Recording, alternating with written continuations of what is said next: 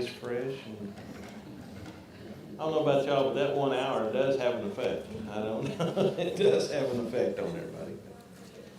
But it's good to have everyone here today. It seems like time goes fast. It does. It does seem like time goes faster. That's right. That's right. About to sit mine. Mine went automatic, so We are in 1 Timothy chapter 3 this morning. 1 Timothy chapter 3.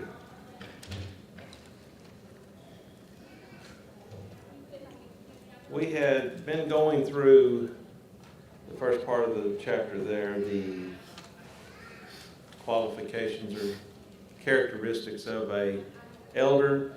And in verse 8 it changes over to deacons. And that's where we've kind of gotten into the deacon part. And I'll just start there at verse 8 so we'll kind of get the thought. Deacons likewise must be men of dignity, not double-tongued, nor addicted to much wine, nor fond of sordid gain, but holding to the mystery of the faith with a clear conscience. What does that mean, holding on to the mystery of the faith with a clear conscience? What that's His conscience was clear because he was holding on to what God said. holding on to the truth. Yeah. And Okay. even though it may not be fully understood, you may not fully understand Well, what you have faith in, but I you think have we all faith. fall into that. And like we talked about, these are things that we as all Christians need to look at. Does anyone in here understand everything in the Bible? Man, there's a lot Well, of if we things. did, there wouldn't be any need for That's faith. it. For us to study, for us to search the scriptures.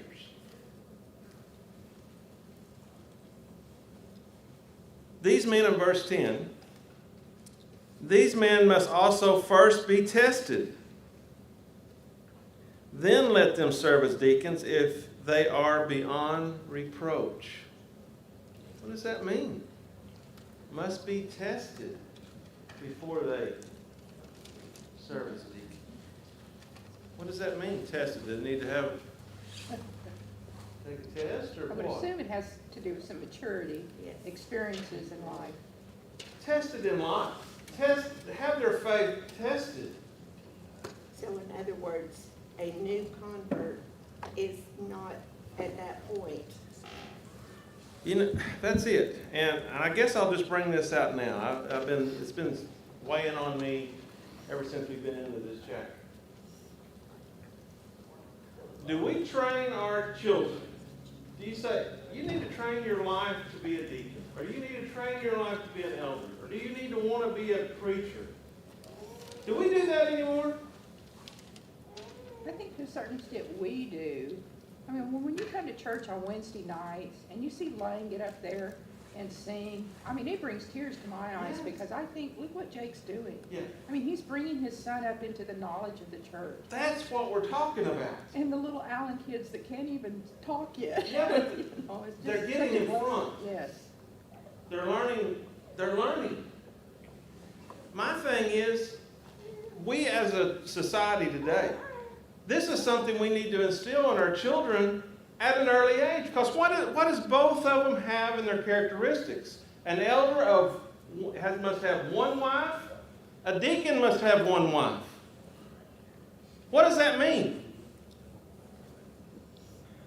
You better choose right when you choose. I do question that one. What is it? You're only supposed to have been married once, or was it, are you There's only quite to the have dis- one wife? There's quite the discussion about that. And let me look at the next part here. We're going to get into that in verse 12, and we'll wait and hold that thought for just a couple of verses. I've heard different sides of that. Because back then they were married to multiple. Some were. Yes. Some were. But I think we need to remember that when it says that the deacon must be tested, that means they need to have some life experience here. You cannot be a new convert to the Word and be a deacon or be an elder. That just it don't work. It doesn't really just mean newer, do you? I mean, it could be a person that's been here for a long time and sitting in That these pews. age is not the still not factor. know. Age is not a factor. The only thing is difference between the elders and the deacons were, the elders have to have believing children. The deacons have to have children. Do you see the difference? Well, you know, and I think the difference, there again, that's why I use the term new converts. Because someone could be 55, 60-year-old and be converted to the truth, and they're saved. But that doesn't mean that they have the knowledge yet to guide Exactly. people and to make Exactly. decisions, you know, that God would have them make. And, you know, and I'm not saying 25-year-old that's been brought up in the church, you know, there again, it doesn't make age, because there's every probability at that point. There's a maturity 26, level here 27, somewhere. That Yeah. he could be a deacon, because from the time he was born, just what you said, he was being taught the Bible. So That's it's right. it's not chronological age, but it's biblical age, in other words. Spiritual. Yeah. Spiritual, Well, yeah. that doesn't even mean that you may be a Christian for a long time and sitting in the pew, like Donna said. Yeah, And you still are not mature. that's right. You know, you can be. We all can visualize that. Yeah. Well, you think of it like somebody who may be older than you, but who has never been a parent, giving you as a parent advice. Yeah, yeah. I mean, you don't have that Does experience. it still doesn't mean they don't have some knowledge, but it doesn't mean they may not have that That experience, that hands-on experience experience of knowing. of that.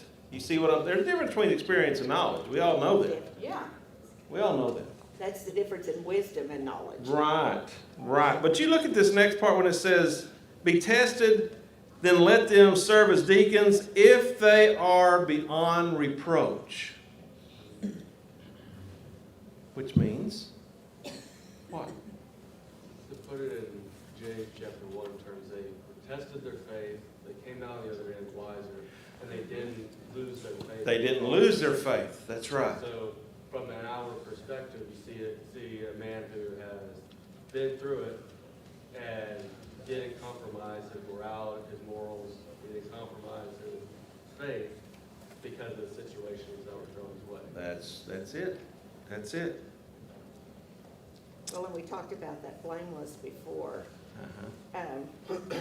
in regards to still living, still pressing on, because especially this day and age, it's very hard to be total, what we consider blameless, that means, you know, they just don't do anything wrong. Well, that's not real. That's not, that's, But no it one, no means- one would fit into that. Exactly, but it means for the most part, their reputation out in the community. Is And above. I don't say that to say, well, if they have a pretty good reputation, but I'm still saying it because so many people think that means everybody likes them and nobody has anything bad to say about them, and that's not, That's not, it's not realistic. No. Because even Jesus, who was perfect, people said bad things. oh, people about hated him. Yeah. People hated him, yeah. A lot of people wonders why verse 11 is put right here. But it all is involved. Women must likewise be dignified, not malice gossips or malicious, I think would be another term. But temperate, faithful in all things. Here we's talking about the deacons and elders. We didn't want the women to be left out. So now, I don't know that I need to explain a lot of things here. It's pretty self-explanatory. And I want somebody to explain this word to me. Let likewise be dignified. That's a word we don't use a lot today. What does that mean? This verse says reverent. Reverent. Okay. Conducting yourself with dignity, pride in yourself. My thing, when I think about this, we talk about dignified, we're talking about reverent, godly woman. A godly woman. Didn't give an age here. Doesn't give an age. And that's not always gonna look the same. You're not, But sometimes you have to have a bolder godly woman than a meager godly Well, woman. it could be that, but the thing of it is, we can, however you want to put it in thought, God's first in their life. God is first in these people's lives. Now look at the next part. Not malice or malicious gossips, but temperate. Think before they speak. Think before they speak. And then they put right here at the last, faithful in all things. These are faithful, godly women that put God first in their life. What kind of wives do the elders and deacons need? Faithful. They need these kind of women. They need women that are godly, faithful women. Chances are, if you didn't have that type of woman in your life, You wouldn't even be considered. the male wouldn't be That's right. of a standing, is what it calls out. I think that is a very good statement. How many of us in here are better off because of our wives? I know I am. Brandon is. And Brandon is, he just don't know it, but he is. He'd tell you if he's in here. Okay, I understand. Well, I think we all as husbands, I think we can all say that. It's just that way. Because look at verse 12. Deacons must be husbands of only one wife, and good managers of their children and their own households.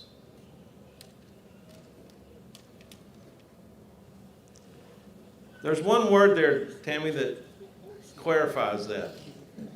Only one wife. Not one life at a time. Not. For me personally, be safe on this. One wife. Period.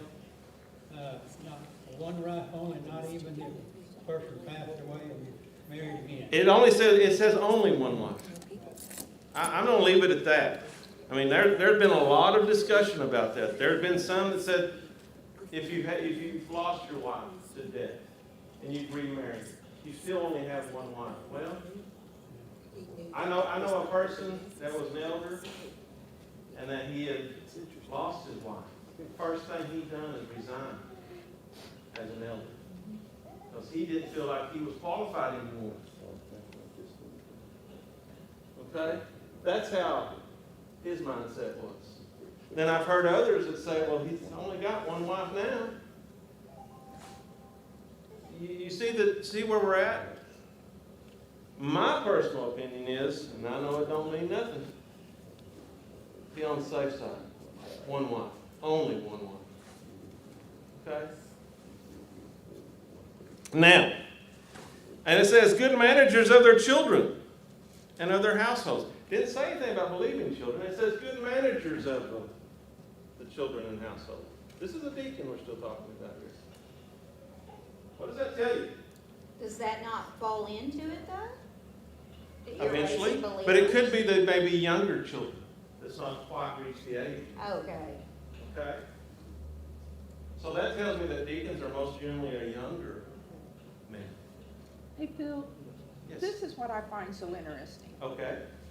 I think this is the New International Version. It Okay. says a deacon must be faithful to his wife.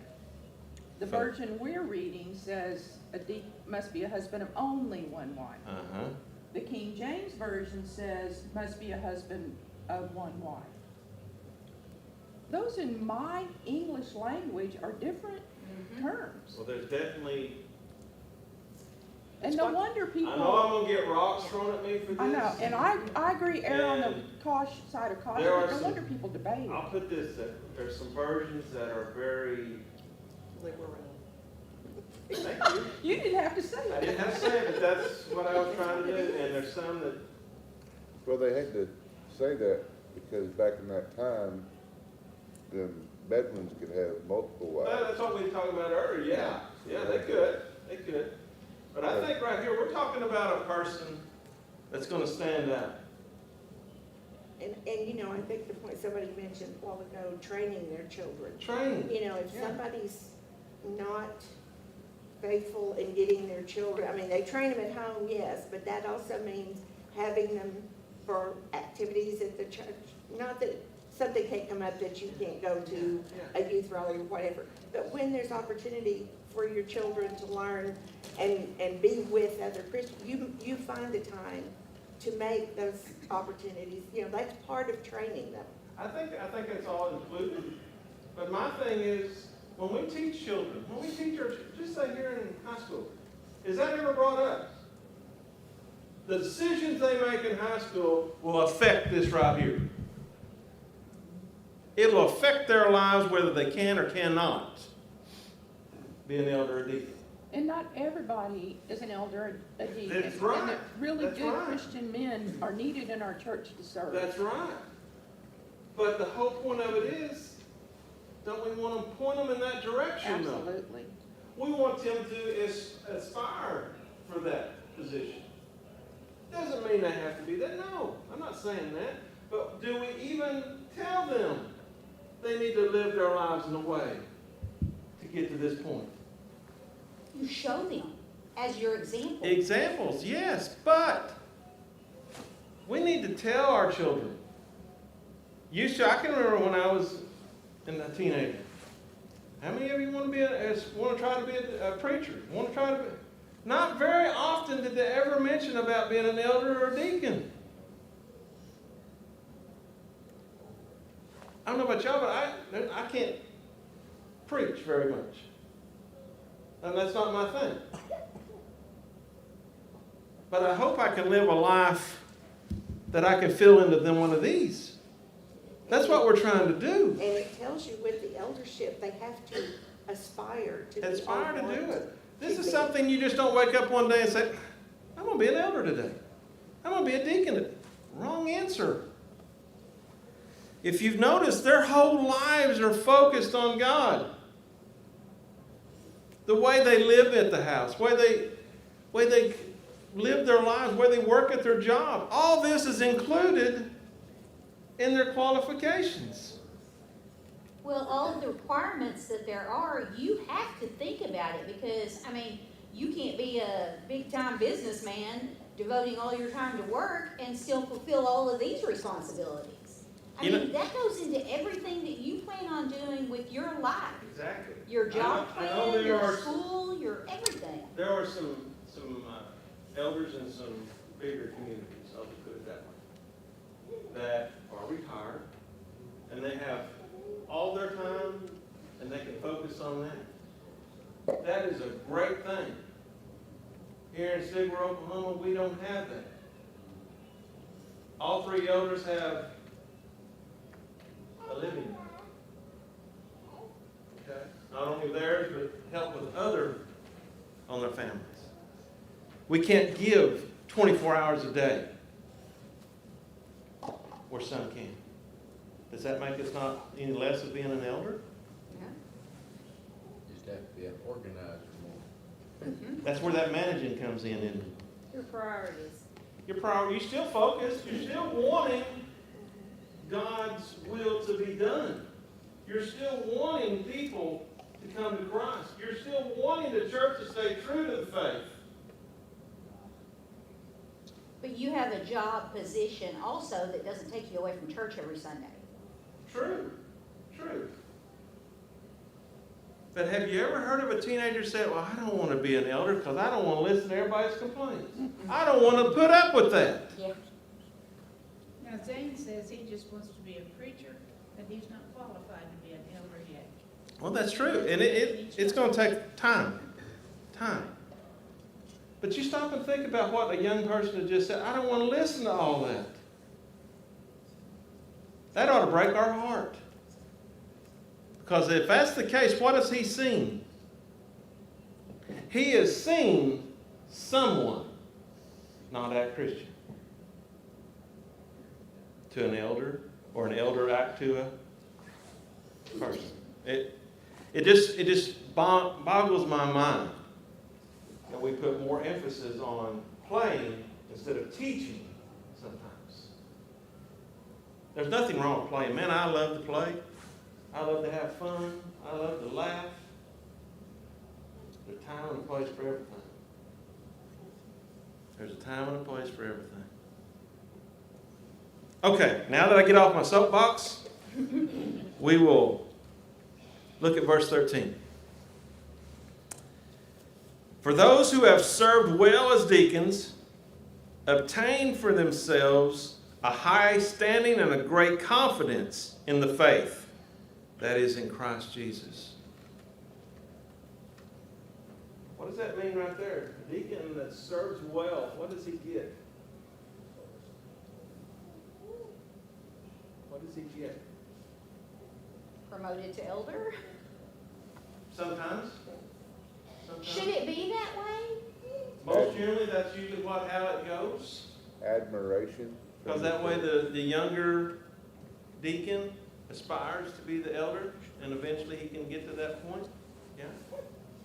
Do what? I'm He sorry. gives that admiration and trust from the, I think that's what he's talking about, obtain a higher standing. That doesn't mean he's got brownie points and he's going to be able to have a little nicer house in heaven. That's not what he's saying. He's saying he's someone to be looked up to.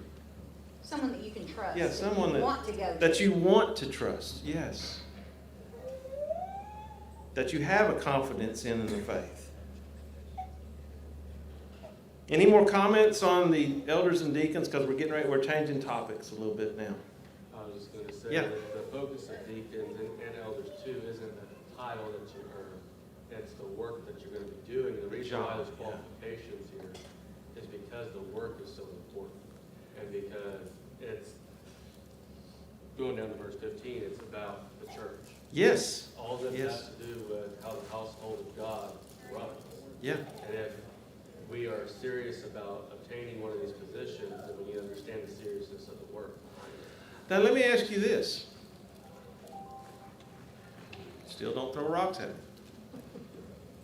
Are there folks today that don't want elders and deacons in the church? I'm sure there are. I'm dodging behind a podium that will not protect you very well. Think about that. Let that soak in. I'm not talking about anybody individually. I'm just talking about as a whole. There are some that don't want elders and deacons. Why? They don't want that oversight. They don't want somebody telling them, no, you can't do that. That's not right. That's not scriptural. Is that a scary thought? Yeah. That we have those in the church? Bill, what do you think about in bigger congregations and having paid elders, what you're thinking of that? I think if you get into the ones that are retired and are devoting a lot of time, I don't think there's anything wrong with that. But, for me personally, I would not accept it. I wouldn't, I'm not doing it for the money. Okay? Because if you're not careful, you'll fall into the same trap that some preachers do. Well, I'm going to get rocks thrown yet. Well, you start squabbling over the amount you're getting. Well, the whole thing about this, why are you serving? Why are you an elder? Yeah. Why are you a deacon? Why are you a preacher? Are you doing it for the money or for the love? You see? Well, I think- That's a good point. And the difference there is what you got back to, that preacher devotes his time. That's what- You know, that is his and whole the Bible focus. tells us Yeah. it's okay to That's pay right. the preacher because That's right. they spend their time either visiting the sick, doing Bible studies, things that people that work all the time can't always That's right. fit into their schedule. And as I hate this because of being an elder. We may not want to look at it in this aspect, but when someone talks about the church, who do they usually focus on? Who is their first person they come to mind? The preacher. See why he's so important? Even though he's not of a leadership role, he's still in the public eye. So his actions speak for the church, good or bad. Okay? So, when you want to put a face at Sigler, Oklahoma for the Church of Christ, who comes up? Bob. You see what I'm saying?